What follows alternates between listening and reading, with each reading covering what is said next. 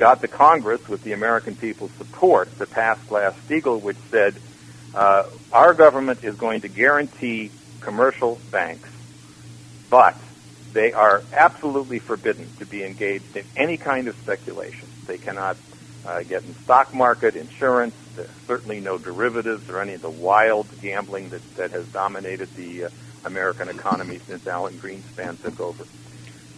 That was forbidden.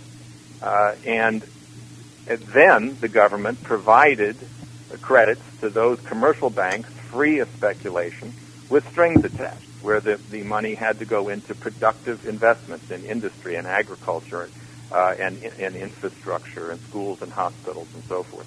And through that process, even though we were in the worst depression in history up to that time, he built in the 1930s the greatest industrial infrastructure. He electrified the country.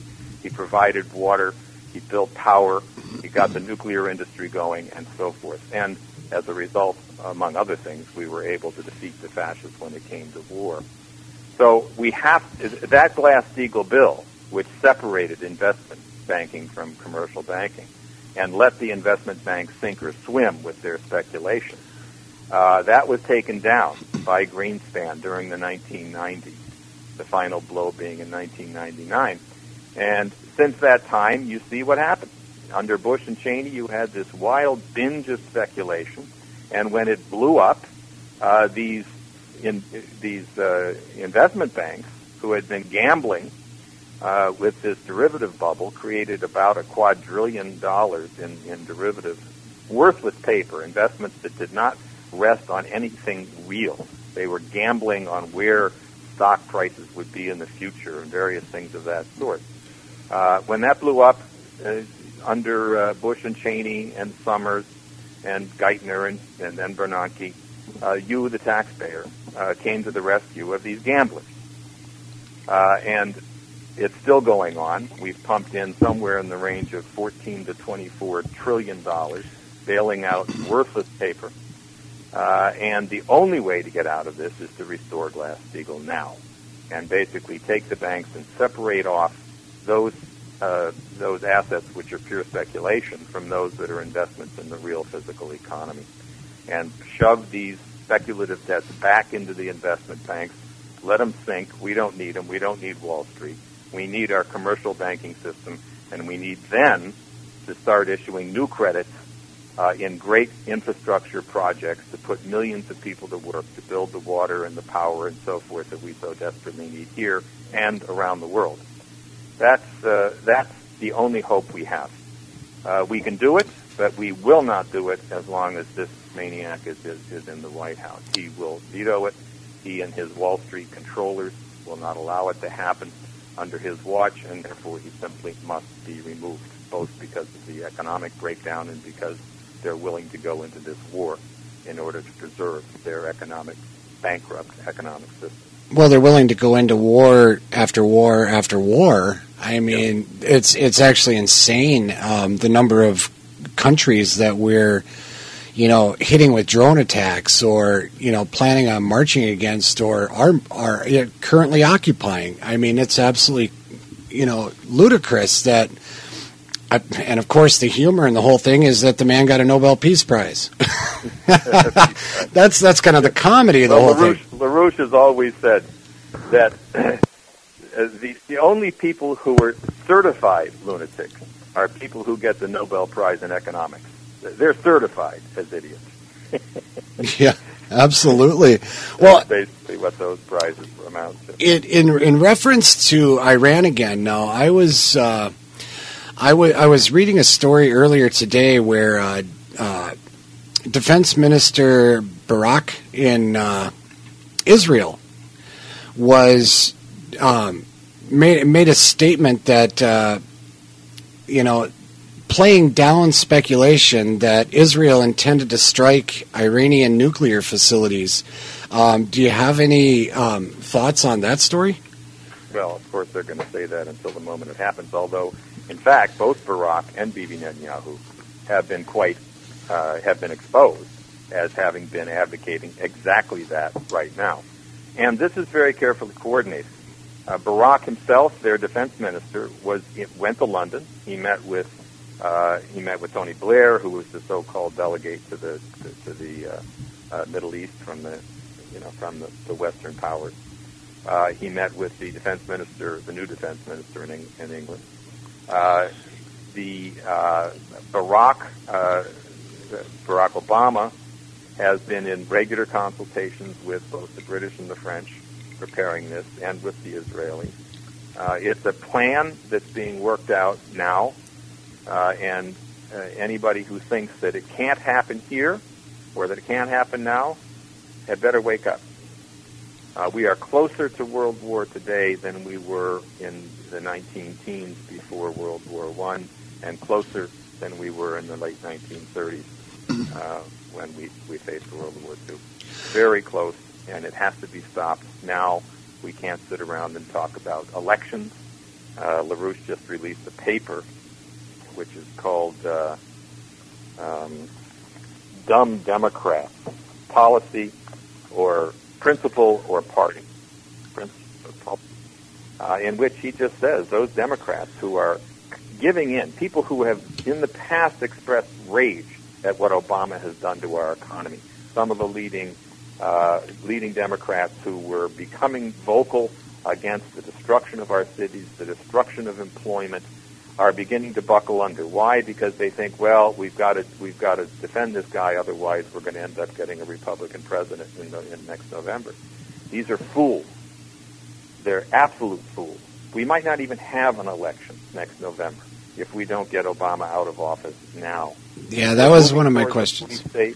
Pardon? I was going to say, that was one of my questions to you tonight, was about that, because my gut feeling says that we're going to be under martial law and he will be suspending the elections. It's very possible. We've already seen that he's bragging, going around the country bragging about the fact that, gee, the Congress won't do what I tell them to do, therefore I'm just going to do it on my own, using presidential decrees.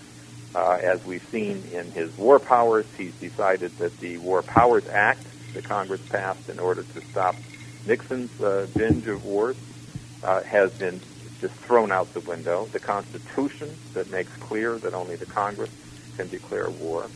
The Founding Fathers, in their writing of that part of our Constitution, which said that only the Congress can declare war, and you know from the writings of the meetings that went into that formulation that they were specifically saying we cannot allow this nation to be like the British king, where one man on his own, with no need to justify to anybody, can simply declare war or can simply kill people. That's why we have the due process in our Constitution.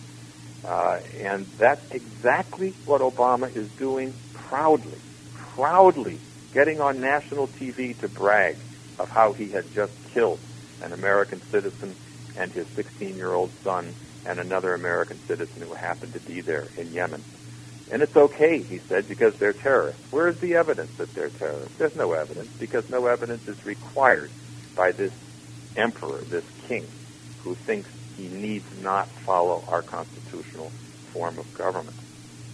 These are very, very severe crimes. And anybody who thinks, again, that can't happen here, let me just mention to you that just yesterday, Montgomery County in Texas proudly announced that the government is financing the supply of drones to their police force, armed drones, to be used in hunting down bad guys. These are killer weapons. And once you begin having this kind of impersonal killer weapon, where you're not confronting anybody with a policeman, and you can have people killed illegally in person too. But when you start having this impersonal drone running around, as we are, in thousands of them in Pakistan now, killing families, killing weddings, again, hitting a few terrorists and hitting anybody that happened to be in the way in the meantime. This kind of imperial approach to warfare. And let me mention to you, it's an interesting point. These drones are absolutely useless in a real war. They're very easily defended against by any competent economy, any competent military. They're only useful in areas where you already control the territory. They're only useful, in other words, to an empire. The Israelis have been using drones to kill Palestinians for years. Why? Because they control the airspace. They basically have occupied the territory, and therefore they can use them to kill whoever they please, and no one has to answer for it. Right. This is exactly what Obama has been doing with these drones, not only in Pakistan, but now across Africa. And very soon you'll see this is happening in the United States. It will be happening in the United States. And, another thing about the drones real quick before we go to break, one of the things about that is it makes it impersonal.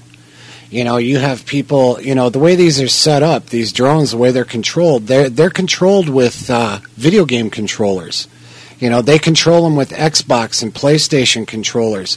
So, the people that are actually, running these drones, controlling them and pulling the trigger, it's like they're playing a video game. It's like they're on there playing Halo or something like that, And let me tell you something that captures the state of mind of our president.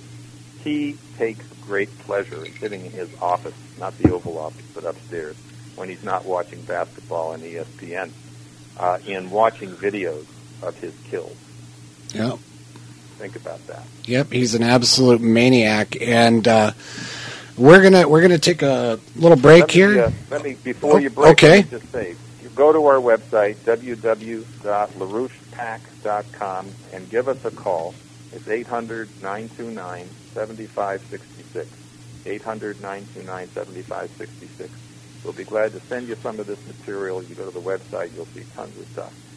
But we want you on our network. You have a responsibility to join us in making this impeachment come about, to stop this war immediately and to fight to get this Glass-Steagall bill through the Congress, which is very possible, but it's going to require a huge fight by the American people. It is, which means waking up first and then fighting. When we come back, we're going to talk about what we can do about all this. And I hold in front of me some, very interesting points that are all valid that we can use to go through with this, get rid of it, and hopefully bring our country back to where it should be. So we'll be right back right after this. Welcome back, everybody, to Political Truth Radio. And I'm your host, Brian Leffler, going solo tonight without Jennifer Wheeler, unfortunately. But I'm here with our guest, Mike Billington, and very interesting so far. A lot of information, more information than we could ever fit into an hour. But we want to get on to, first of all, I got to tell you, I want to open the phone lines up now. I didn't really mention this the first half because I wanted Mike to be able to get his thoughts out there and to get the information to you guys uninterrupted. But right now, if you have any questions, comments on the first half of the show or what we're about to talk about now, please feel free to give us a call at 608-254-9294. And we'll be here to take your calls, so feel free, call in, and talk to Mike, ask him a few questions. He's ready. He's chomping at the bit, aren't you, Mike? Mm-hmm. Certainly ready. Yeah. All right. We need everybody on board, that's for sure. Absolutely. And, like I said before the break, everybody's got to wake up and everybody's got to start taking part because that's what makes this country tick. And I think that we really need to get people involved, get people out there moving. And I know we had talked about what we can do about stopping all this stuff, and that in particular comes down, Mike, doesn't it, to stopping Obama, basically, because he's the one with the pen in his hand, right? It's stopping Obama and ramming through Glass-Steagall. And even before I go through the impeachment issue, let me mention that the Glass-Steagall bill that I described before to basically bankrupt the investment banks, the Goldman Sachs and the Merrill Lynches of this world, and to stop the pumping of trillions of dollars into the European banks, which is also being done by Bernanke and Geithner.